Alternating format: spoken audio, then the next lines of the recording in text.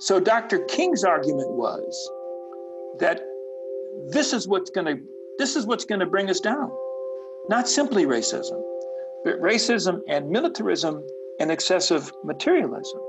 And I think that was profound. And I think, and the point of my op-ed really was to say, yeah, let's deal with the problem of racism.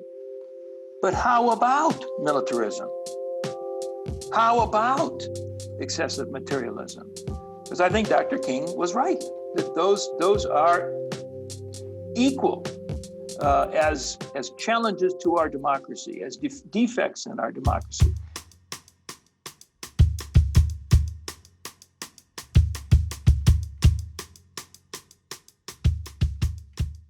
For those of you who are joining us for the first time, I want to welcome you to the fourth in our 9-part series of a survey course for everyone that examines the impact of the COVID-19 pandemic from a social science perspective. This series is a novel collaboration between Suffolk University, WGBH, and the Ford Hall Forum, which has allowed us to do what Suffolk has always done, which is continue its mission of access and opportunity. This week, we're looking at the impact of COVID on America's role in the world. And I am very pleased to introduce our guest speaker tonight, who is Andrew Bacevich. He is both a professor and a recognized scholar in American foreign policy and an important voice. His accomplishments are many. He's very modest and wanted me not to talk about his accomplishments in the past, but his present pursuits, in which he is now the president of a think tank based in Washington called the Quincy Institute for Responsible Statecraft. And the mission of the Quincy Institute is to focus on the restraint of military use and engaged diplomacy. Welcome, Andrew. Andrew will be joined today by our colleague in the Department of Political Science and Legal Studies, Michal Joseph Ben-Hirsch, who is an assistant professor of international relations. And without further ado, I'm going to turn over the floor to Michal and to Andrew. It's great being virtually here with you. This lecture series is all about the politics in times of pandemic. So let's dive into a key question in international politics. Commentators and academics term the 20th century as the American century. For some, it started with the economic and industrial growth of the early 20th century, and whilst others, it started with the American-led victory of World War II. Either way, the so-called American hegemony, or US global leadership, has three foundations: material power, values, and institutions. In material power, we mean the American concentration of both economic and military power, the ability to remain a leading economic power, and the ability to build and maintain a network of alliances that secure its position and prevents the rise of competitors in Europe and Asia. Values, we often refer to the promotion of liberal values, freedom, democracy, and human rights. Institutions, or multilateralism, refer to the establishment of many international institutions: the UN, the WTO, the World Health Organization, the IMF, that both foster international cooperation and maintain American leadership. In recent op-ed, you wrote, for Americans, V-Day, as it is commonly called, marked the beginning of our time. The COVID-19 pandemic may signal that our time is now coming to an end. Why do you think it is so? And how does COVID affect those foundations of American global leadership? Great question. I think first a little context, that the crisis that we find ourselves in today predates COVID-19. I would say that the crisis really dates from the end of the Cold War, which the policy world in America, Washington, misunderstood. the common perception in Washington was that as of the fall of the Berlin Wall, we had won it all, and the world was now ours. That an American supremacy was real and permanent. This led to a variety of miscalculations, probably the most important of which was the Iraq War that began in 2003. So that's point number one. Point number two is that I think that we need to understand the present crisis as something much more than simply the pandemic. The crisis consists of the divisive and incompetent presidency of Donald Trump, plus the pandemic, plus the economic collapse that is related to the pandemic. And now I would also add to that the Black Lives Matter movement. That is to say, this social uprising, which demands that the nation confront its original sin. And that all of these together, it seems to me, suggest that if there was an American century, and you described it well, that American century has ended. Now, that doesn't mean that, we're like, at the bottom of the pack. But I think it does mean that there's a crucial need to rethink our role in the world, given what's occurred since the end of the Cold War and what's occurred here in the year 2020. If you could define that role, what would your vision be? Yeah, so you referred to the role that that emerged after World War II as global leadership. That's a phrase. It just rolls off the tongue.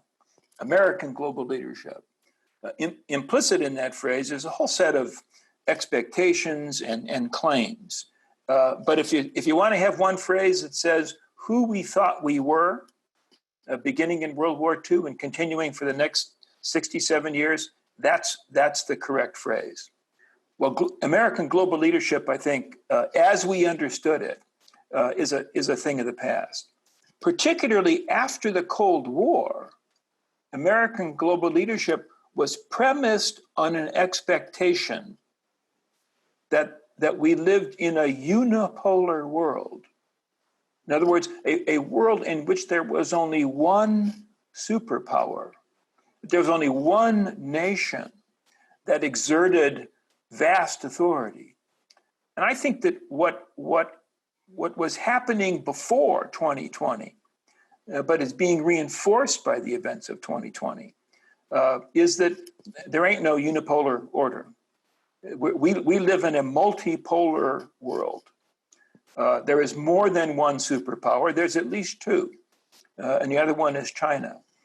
But I think more important than that, beyond sort of that sort of top rank, there are several other powers that cannot be ignored, that will have a vote in the global future that the United States is going to have to take into account. Who am I referring to? Well, I'm referring to the EU, to India, to Japan, to probably to Turkey, and the list could go on. But the point is, we have to think about the world. We Americans have been to think about the world in multipolar terms, and what that suggests is that the presumption of dominance that was implicit in the notion of a unipolar world no longer applies. In a multipolar world, there is a need for collaboration, for give and take, for diplomacy, for engagement. And I think that's going to require a major change in the mentality that prevails in Washington. So it's interesting that you say that we have to rethink the role of the US in the world. We actually have a poll question to our participants here. If we can do that, if they can participate in the poll, they should be able to see it right now. And basically, the poll asks if the United States should help other countries deal with their problems or deal with US problems and let countries deal as best they can. And if our participants can vote, we can see what they think in about that. But it's interesting because based on the comment, even these questions assumes in a way that the US has this special role to help others. It does. Or Yes. help itself. That's right. It does. The so-called American exceptionalism. Yeah, I think one of the interesting things about American exceptionalism is it's not only Americans who believe in it. That particularly in the post-World War II period, others, nations we would consider to be friendly, bought into the notion that the United States was going to wield its power in a way that served the interests of everybody. I think that was a bad assumption. And quite frankly, the fact that it prevails even today is difficult for me to understand. Do we have the results for that? Yeah, so we have that. So it seems like the majority of participants here think the United States should help other countries deal with their problems. That's about 53%, and 35% think the United States should deal with its own problems. And interestingly, that's a question that was asked by the Pew Research survey during the COVID-19 between March and April 2020, in surveys that were taking place. And we can see the results, you can see it on your screen. In fact, the majority in that survey thought that the US should be hands-offish. Our result here might have to do with the fact that there's a relationship between education and answering this question. The more educated you are, the more you call for US hands-on approach. But what we do see here is partisanship. What we can see clearly, and we can see it even more in the next slide, that partisanship really shapes the evaluation about US role in the world in general, and US role during this pandemic crisis specifically. What do you think this partisanship tells us about US ability to come up with a coherent international policy? Do we see the same partisanship about national security? And was it always like that, this partisanship, or is it something that we see more now? Well, first of all, I'd say, my answer to the survey question is it's both and. It's not either or. Yes, I mean the primary responsibility of the United States is to provide for the safety and the well-being of the American people. On the other hand, we live in an interconnected world, and therefore, the notion of American isolationism is absurd. The hard part then is trying to figure out, the distribution of effort in terms of attending to our own problems, which are very real, and then attending to the problems in a world. I have to say that in my personal judgment, we've done a lousy job of that since the end of the Cold War. We thought we were going to fix the greater Middle East by invading and occupying countries. And that simply didn't work out very well. There's always been partisanship. When I was a kid, there was this claim that politics ended at the shoreline. That when it came to foreign policy, Americans were all in it together and thought alike. That was nonsense. I think that what's notable in the present moment is the hyper-partisanship, which is a product of the Trump presidency. The day the president was elected, he was despised by a very substantial portion of the American people. It's also true that in the course of his presidency, he has taken pleasure, it appears, in stoking greater divisiveness among the American people. So on the one hand, there's always been partisanship. On the other hand, we've never seen anything like what exists today. Well, we're on the verge of a presidential election. Could be. The polls say he's not going to get reelected. Of course, the polls said that Hillary Clinton was going to get elected. If the polls are wrong, then we look forward to 4 more years of what we've been experiencing, and that promises to be a tough time for all kinds of reasons. But let's imagine that he loses and that Vice President Biden is elected. Now, Biden surely sees himself as a unifier. Biden, I think, sees himself as somebody who would like to dampen the partisanship. But will he be able to do that? I think that's very much that very much remains to be seen. The people who support Donald Trump support him with enormous conviction and passion, and they appear to buy into the argument that the president makes of politics being rigged, of his opponents being socialists who want to sell out the country. And I think one of the things we have to be watchful of is, even if Vice President Biden wins, will the divisiveness that is so much of part of our politics, will it then go away? I'm kind of skeptical. I would like to see it, but I'm kind of skeptical. So this is a big issue, certainly. So I will follow up and link the Trump presidency to another issue that was asked in the survey by Pew, and that's basically, does this pandemic does better? Because today we just heard in the news that Trump took a firm line against China with stopping any preferential relationship with Hong Kong, for example. So we see that, and we see here, though, the American peoples actually are quite confident about the U.S. position in the world, and they are also seems to be more confident that China is going to decline because of this COVID-19, because of the way they poorly, and the transparency, how they poorly dealt with it initially.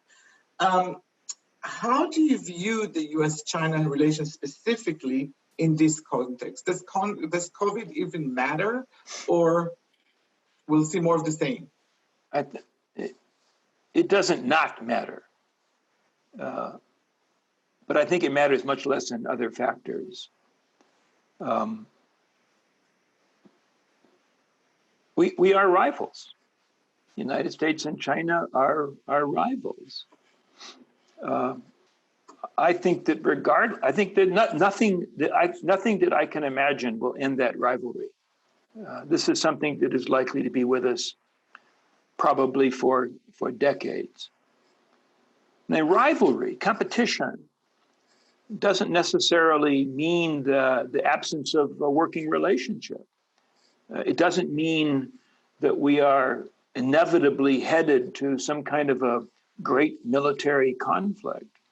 And I think one of the great challenges, and it's a challenge that Donald Trump is utterly unable even to conceive, one of the great challenges is,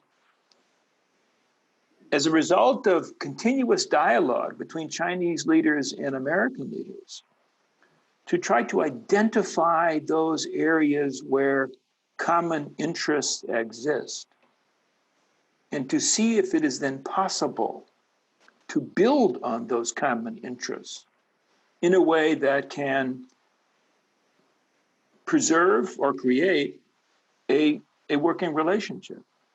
I think there are enormous difficulties in implementing what I just said. One of the difficulties is that people in Washington, D.C. need to accept the fact that we don't own the world.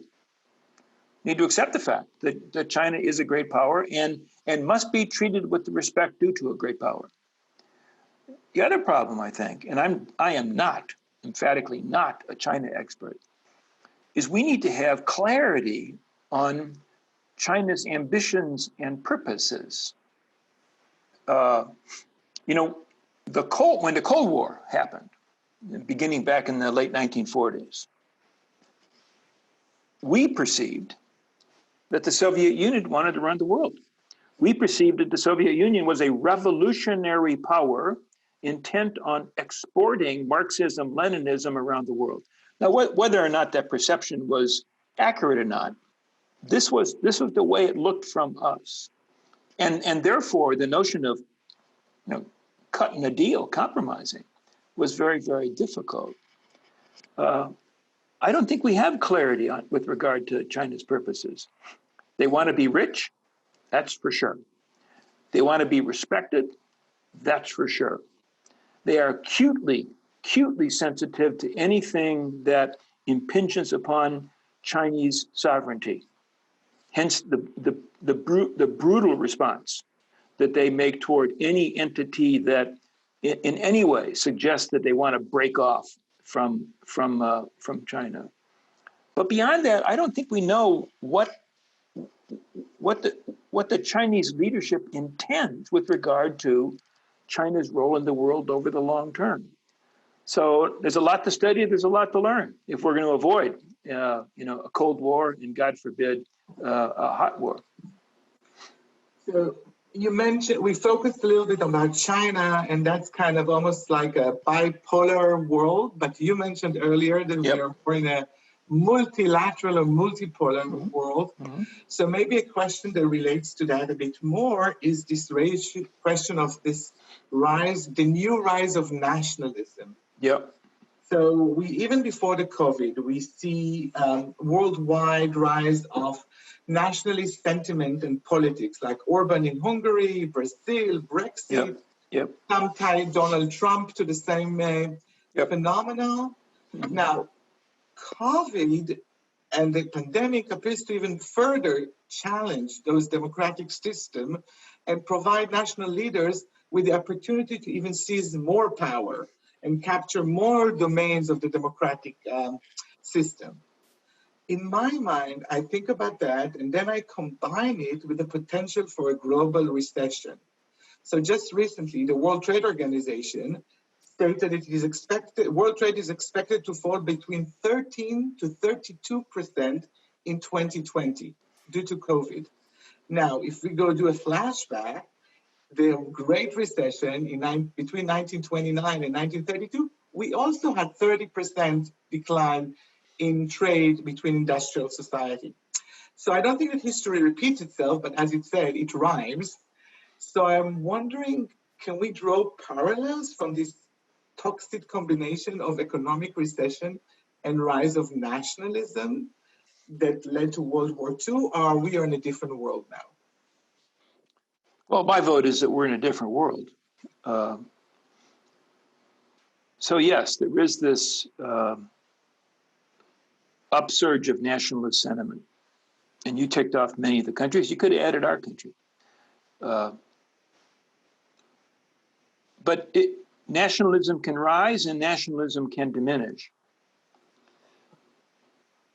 And for the nationalist surge to continue to expand further, nationalist leaders are going to have to deliver on the goods. They're going to have to demonstrate. Let's take the case of the United Kingdom as one example. Boris Johnson and other Brexit proponents promised that by the United Kingdom leaving the European Union, all kinds of good things would happen for the British people. That Britain would be great again, and that there would be both greater freedom and greater prosperity for the British people. And of course, the anti-Brexit said, nonsense. We live in a globalized world. Well, now we're sort of at the let's see how it plays moment. If a decade from now, Boris Johnson's promises have been fulfilled, then that would probably reinforce the nationalist tendency among Brits, although, of course, they might kiss Scotland goodbye, but it could reinforce that tendency. On the other hand, if those promises are not fulfilled, then, and this is the beauty of democratic politics, it could be that a British political party that is less committed to a nationalist formula, more committed to a collaborative formula within Europe, might find its fortunes improving. So, I note and take seriously the increase in nationalism. I don't think that it's some kind of a juggernaut of change that will necessarily continue to play out in the years ahead. It could, but I think we got to wait and see. So I was not going to ask the next question. I was not going to ask because it's not really international politics. But I have to say, I read an op-ed that you wrote just a bit ago. You cite a Martin Luther King sermon from 1967. In this sermon, he talks about the three ills of the American society. He called them the three giant triplets. And the three triplets, every person who's joining us in this, if they haven't read that sermon, they should. At Riverside Church, 1967, it is a masterful statement, and just everybody should read it. Now, so I'm writing this thing at a moment when we as a people were once again acutely sensitive to one of those giant triplets that he talked about, racism. I mean, and this is important, this is necessary, this needs to play out. This final recognition on our part, if it continues, of the sin of racism and how it's blotted our nation. But the point of the op-ed was that wasn't the only thing that Martin Luther King talked about. The giant triplets were, yes, racism, yes, militarism. Remember, he gave that sermon in the middle of the Vietnam War. And yes, what he called materialism, exaggerated materialism. The notion of a culture that increasingly defined freedom in material terms. So Dr. King's argument was that this is what's going to bring us down, not simply racism, but racism and militarism and excessive materialism. And I think that was profound. And I think, and the point of my op-ed really was to say, yeah, let's deal with the problem of racism. But how about militarism? How about excessive materialism?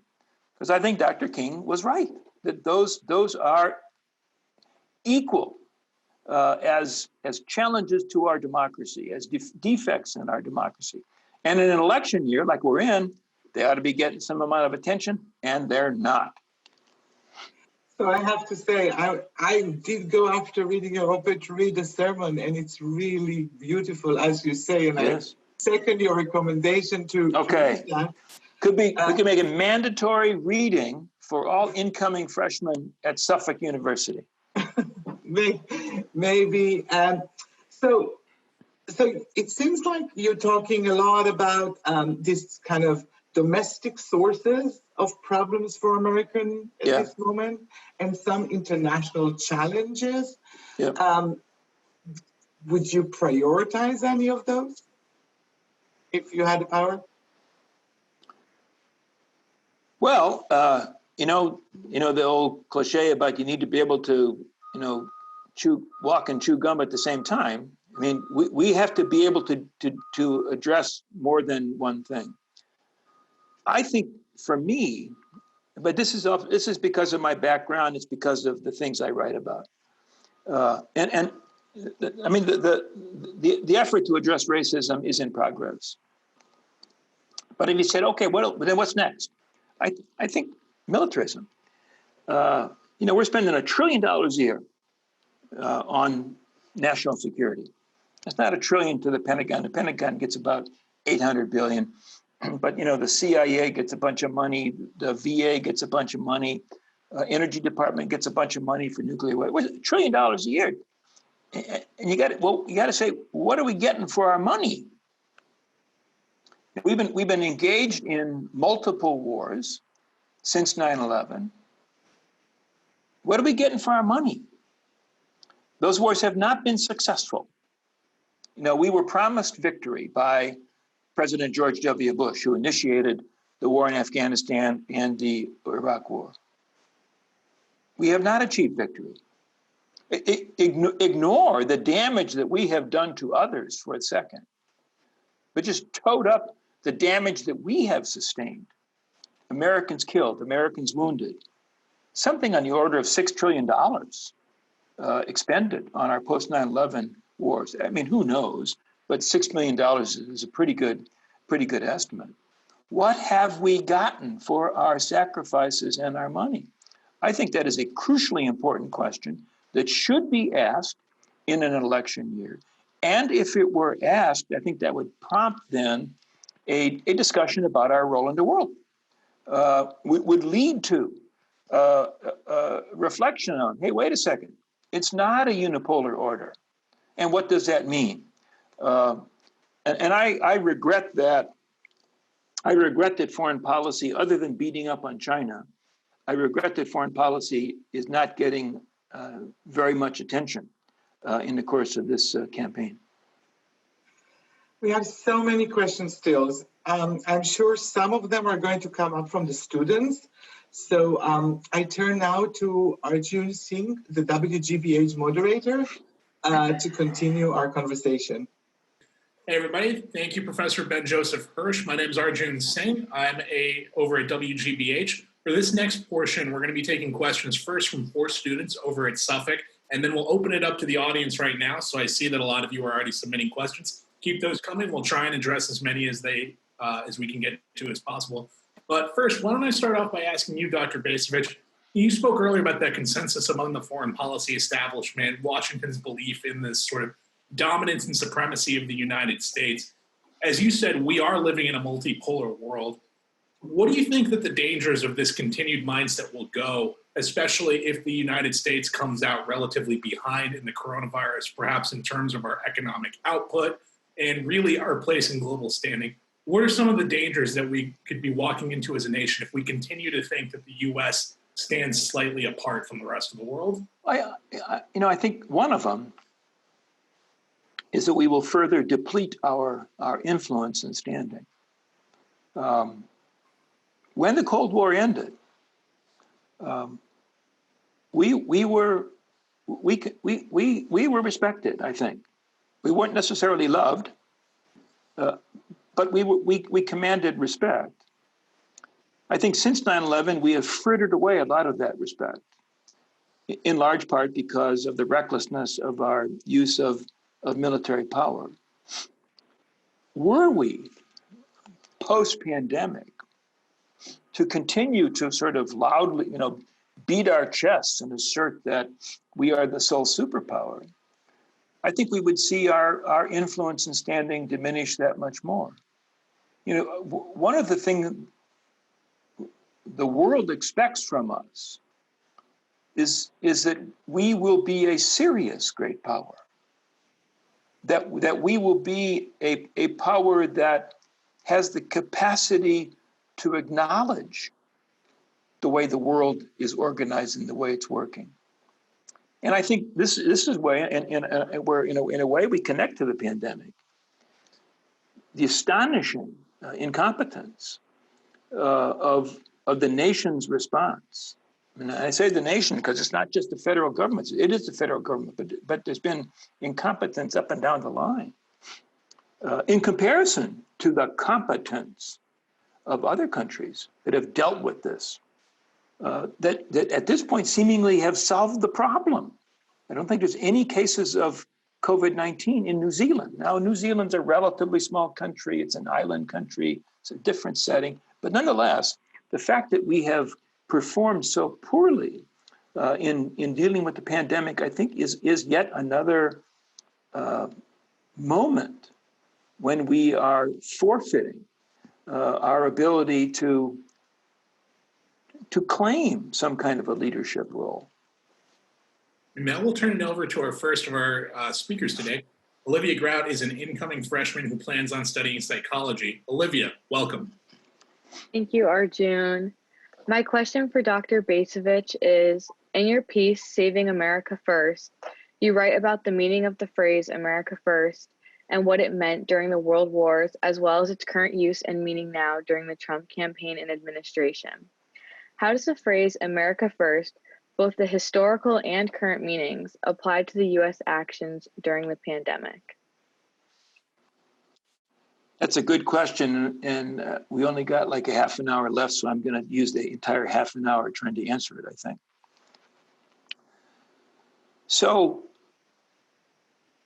when Nazi Germany invaded Poland in 1939, touched off what we think of as World War II, even though actually World War II began about 7 years earlier in the Far East when Japan invaded Manchuria. But we think World War II began in 1939 when the Nazis invaded Poland.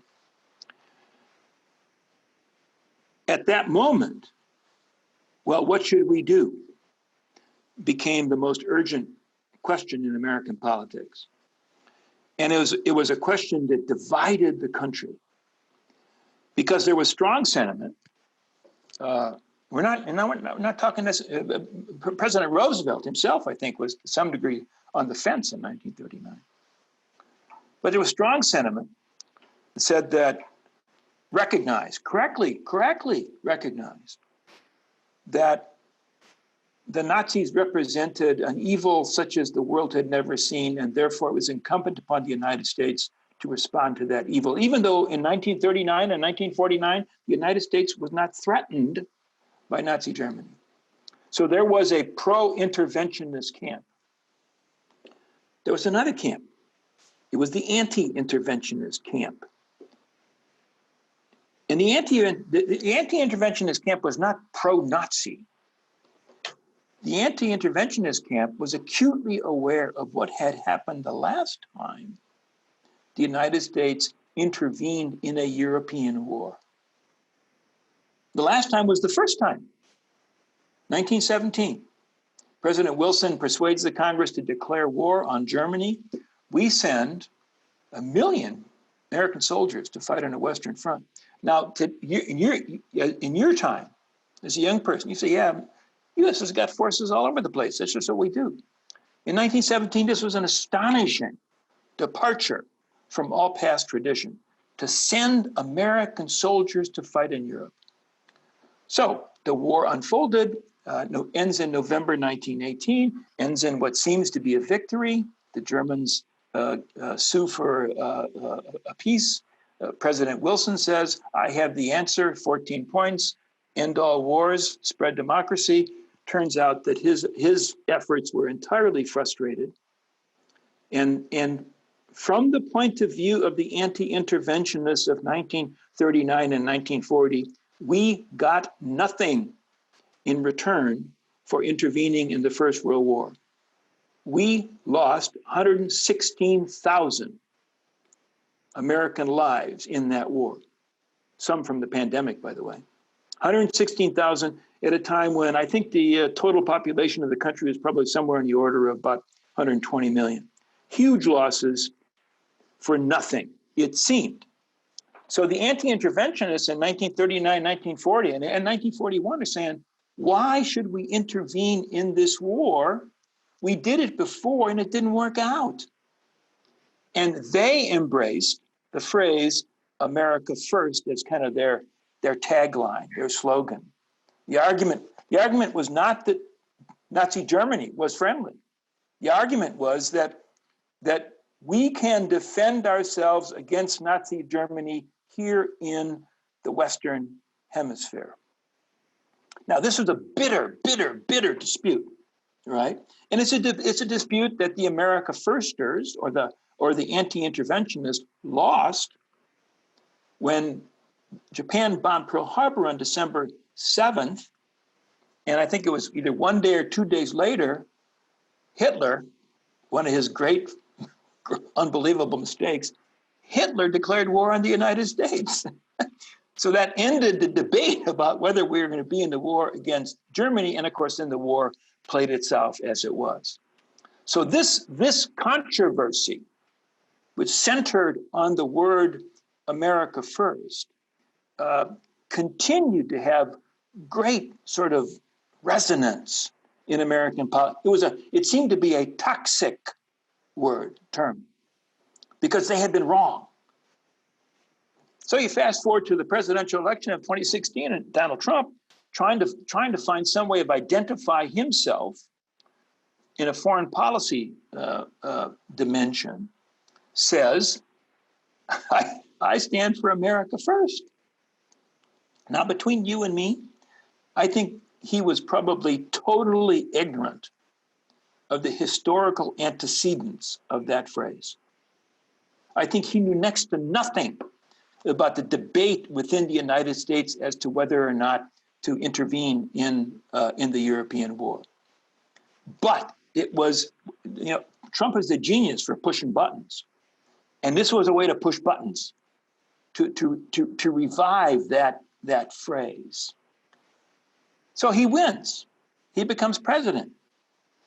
And although America First gets talked about from time to time, America First does not define U.S. foreign policy in the presidency of Donald Trump. Some people say he's an isolationist. No, he's not. He is a nationalist. He tends to be a unilateralist, but as somebody who promised to get us out of what he calls endless wars, you may have noticed that we haven't got out of them. For somebody who's supposedly an isolationist, you will note that the size of the Pentagon budget under Trump keeps increasing. So I'm not sure I can assign a label to describe Trump's foreign policy, but it ain't America First. Is that an okay answer? And I did it in less than a half an hour. Thank you, Olivia. Next up, we've got Shannon Silver. She'll be a sophomore studying political science here at Suffolk. Shannon, welcome. Thank you, Arjun. Dr. Bacevich, how does the government begin to rebuild the public's trust after they have overlooked their own country for so long? Another great question. I think the federal government needs to restore our belief in their own competence and our belief that they are sensitive to promoting the common good. We talked earlier about the amount of partisanship in American politics today. And believe me, that is not to be blamed on one party or the other. But the absence of ability to work together to deal with problems that are not difficult to understand, I think undermines our confidence in our system. So there is a need to rebuild trust. I must say, I am not particularly optimistic that the present generations of leaders in either party has the vision in order to do that. But I do think that's step number one. Step number two, I think, and this gets back to the phrase common good, is to come up with a definition of common good that at least most Americans, if not all Americans, can embrace. And here's where I think climate change becomes relevant. If you believe that climate change does pose something akin to an existential threat, I do, then there is an urgent need for large-scale action to address it. Now, day before yesterday, Vice President Biden unveiled his plan $2 trillion he proposes to spend to promote a green economy. I don't know the details of that. I don't know if it should be $2 trillion or 4 or 1.5. But what he's trying to say is, elect me and I will make a major effort to address this problem. And on balance, I favor that. But of course, the president doesn't control money. You've got to get the Congress on board with a program like that. And in order to get the Congress on board, you've got to get the American people on board. You know, you need to have the Republicans down in Alabama, and I'm not picking on Alabama, but you need the Republicans down in Alabama leaning on their members of Congress to take climate change seriously. And then we could have a program. It's not just up to the president to do that. So I think that's what I would say. We have to have more effective leadership at the top, and we need to have a notion of the common good which is substantive, and therefore can become the basis for a new politics. Thank you so much, Shannon. Next up, we've got Hafsa Khatib. She's an incoming freshman who plans on studying law. Hafsa, welcome. Thanks, Arjun. My question is, the civil war in Yemen is the largest humanitarian crisis in the world. On the other hand, the U.S. has the largest military sector in the world and claims to be an exceptional nation as an architect of the world order. In your perspective, what actions need to be taken and by whom in order to alleviate the suffering of the people in Yemen? Should the U.S. be a leading voice in the UN or even put troops on the ground to contribute to the solution in the conflict in Yemen? Well, I would be opposed to U.S. military intervention. In my reasoning is that, maybe with a couple of exceptions, armed intervention in order to promote humanitarian purposes ends up producing unintended consequences.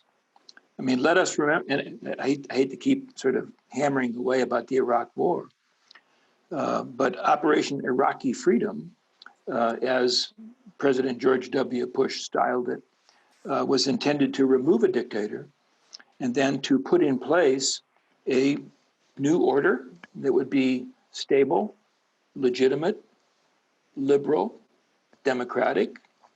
Didn't happen. We overthrew Saddam. Okay, good. And what ensued was chaos, with the Iraqi people paying the greatest price. So I'm wary of armed intervention.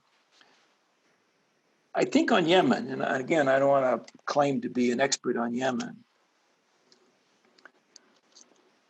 but the larger problem, the geopolitical context, is a rivalry between Saudi Arabia and Iran. We have chosen to side with Saudi Arabia. We don't simply side with them in terms of rhetorically side with them, but we provide them with weapons to assault Yemen. We provide them with, I believe, targeting assistance. I think we refuel these strike aircraft of the Saudi regime, and I think that needs to stop. What should take its place? What should take its place, I think, is actually the United States taking a more balanced view in this rivalry between Iran and Saudi Arabia. We shouldn't be on either side. Our role should be to attempt, and this would be enormously difficult, not done overnight, attempt to bring the leaders of Saudi Arabia and the leaders of Iran around to recognizing that they have a mutual interest in settling their differences peacefully. As long as we support one side over the other, all we're doing is promoting more war. And so I think the first step, only a step toward untangling the situation in Yemen is for us to stop supporting one side against the other. Great, thank you, Hafsa. For our final student speaker today, we'll have Danny Koichev, who is a TA for this course. He's a rising senior who's studying history here at Suffolk. Danny, welcome. Thank you, Arjun. This question is on behalf of Ashley Johnson, who unfortunately couldn't join us today. So in 2014, her former partner was in the United States Army and was involved in a mission known as Operation United Assistance to help combat the Ebola epidemic in West Africa. This was a great example of leadership and cooperation with the international community. Is the military currently involved in any similar missions throughout the world? Do you believe that these missions are important to continue as we navigate throughout through this pandemic? And as a related question, what signal does withdrawal from the WHO send, and what will be the implications for our reputation abroad? So that was so many questions, I've already lost track of them. I do not know of any U.S. military involvement in comparable situations in the world today. There may be, I simply don't know.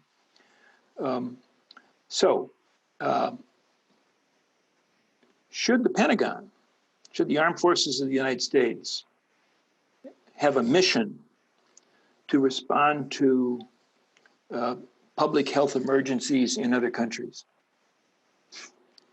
I don't think so. Should the United States have the capacity to intervene in response to public health emergencies? Yes. But it's not clear to me why that would be the job of the United States military. I mean, the military is, it exists for military purposes. Now, we can always sort of, assign them to do other things. But if we were serious about dealing with public health emergencies in other countries, then we would create purposely designed entities to perform that function. I don't know that there's a will in Washington to do that, but if we're serious about that function, that would be the way to approach it. And then you said something about withdrawal from the WHO, and I can't remember how the question went after that. Are you on? Yes. What does the withdrawal from the WHO, what signal does it send, and what will be the implications for U.S. reputation abroad? Well, you can withdraw and then you can rejoin, right? Just as President Trump came in and said, I'm gonna, undo all the stuff that President Obama did. It's quite possible that a President Biden would come in and reverse some of the decisions that Trump has made. My guess is that would be a decision that he would probably reverse on about the second day of his presidency. So I wouldn't overreact.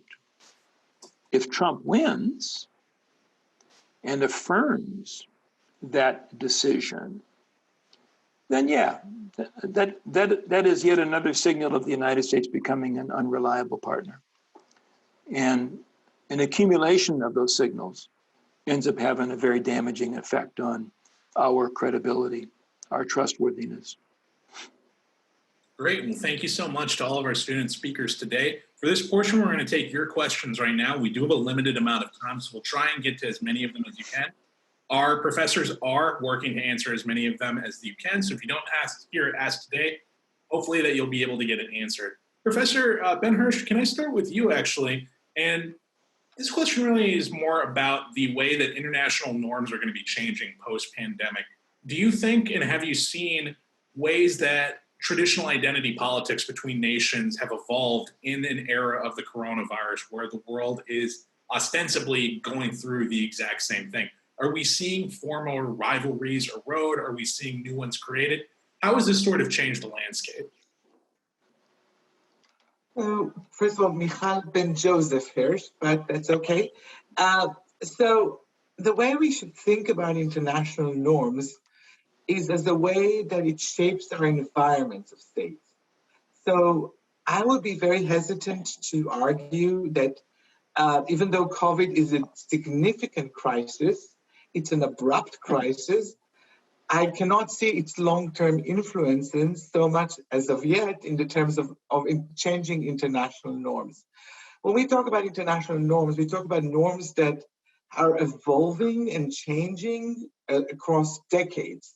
So, for example, if we talk about norms of human rights, such as the norm against genocide, it started abruptly, but it evolved and developed quite significantly in all through the second part of the 20th century to now with this responsibility to protect principle of the United Nations. So it does change and evolve, and it shapes the international environment. And I think the event of the COVID-19 is we're still in the short-term consequences of that, rather than what I would expect to be long-term normative shift on world politics. Yes, we see rising of identity politics. We see rising of nationalism, as we discussed earlier, because there is this urge of nationalist leaders specifically to gain more power, to stop social unrest in ways that are less than democratic. But to say that this now erodes democratic norms, I would say that will be, at least for now, it's too early. We need more long-term processes to try to think about it in those terms. Fantastic. Professor Bacevich, this next question is for you. How do you think the Department of Defense budget policy can better reflect the needs of our nation? Since World War II, we have designed the armed forces of the United States for power projection. The assumption being that by projecting American military power, we will ensure the safety and security of the United States itself. This is deeply ingrained in the military. It's deeply ingrained in our politics. I think it needs to be re-examined. I would rather see us design America, the purposes of the American military in ways that emphasized defense and deterrence. And what would that mean in practice? Well, it probably would mean that we would reduce the number of U.S. military bases abroad.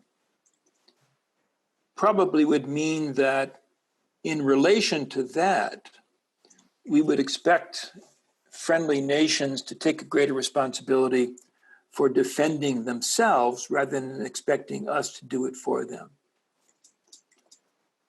If we redesigned our forces to defend ourselves and to deter attack, I think we could do that with considerably fewer resources than we currently give to the Pentagon, meaning we could save money, meaning that we could then address a very interesting question of what to do with the money that we're not given to the Pentagon. Perhaps invest it to deal with problems here at home. So, I mean, to backtrack, it seems to me people are always asking me, well, what should the size of the Pentagon budget be? And man, that's like question number 10. And question number 1 is, what do we want our military to do? And that's a question that needs to be addressed, that we cannot take an automatic answer for granted. On that same topic, one member of the audience wanted to know that Benjamin Rush proposed a cabinet-level Department of Peace on the same footing as the Department of War and Defense, with the focus of maintaining peace. What would you think about this cabinet-level department that is focused on maintaining global peace? Well, I think we have a department called the Department of State that is charged with the conduct of American diplomacy. And I'm all for peace. But I think as an immediate and practical matter of policy, what we should be attempting to do is to address problems that are causing or potentially can cause conflict, to try to nurture coexistence, nurture collaborative efforts to deal with common problems.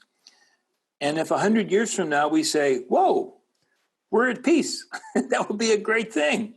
But I think a Department of Peace would be a very handsome gesture, but would not necessarily be really all that relevant to the world as it exists. You know, there is in Washington a United States Institute of Peace. It's not a cabinet agency, but they got a beautiful building and a bunch of people who work there, and I think they probably do good work. But they're not responsible for the conduct of American diplomacy.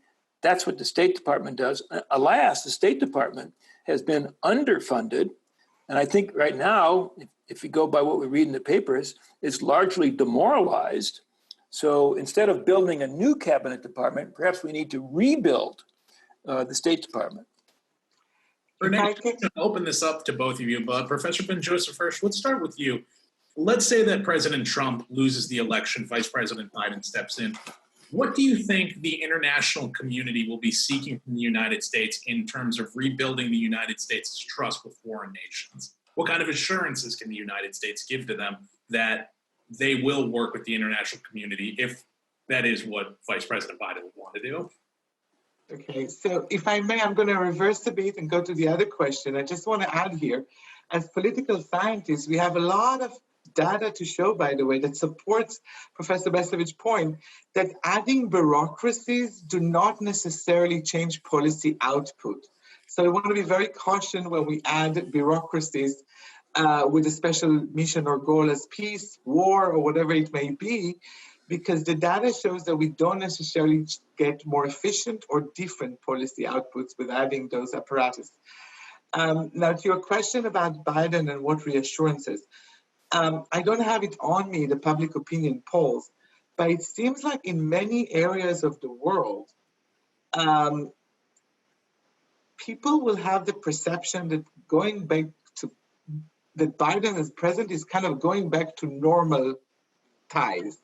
At least it's what we see from a lot of European public opinions, whether it is the UK, Germany opinions. So basically, a lot of the world out there, if you can call it, or this vague concept of international community, would say, okay, that have been a blip, and now we're going to business as usual with the American presidency. And what does this business as usual might be? Strengthening those multilateral ties, more engaged, maybe United States assuming more responsibilities and taking more responsibilities. Now, if we go with Professor Basovich here, I don't think that's the direction that he would necessarily argue for. So we're talking about a bit, maybe the United States want to reflect a more cautious multilateralism, a more collaborative and cooperative, and more what we call share the burden, but yet within those multilateral settings, which are there, as we said earlier, pretty much since the end of World War II. Professor Basovich, do you want to respond to the question as well? Assuming Biden wins, big assumption now, but assuming Biden wins, I do think there are things that he could do immediately to signal that the widely held perception of Trump's irresponsibility, that's gone. He could rejoin the Paris Climate Accord. He could rejoin the Iran nuclear deal as a way of signaling a commitment to engagement. He could do that quickly. I think he could do that quickly. Maybe I'm mistaken. But beyond that,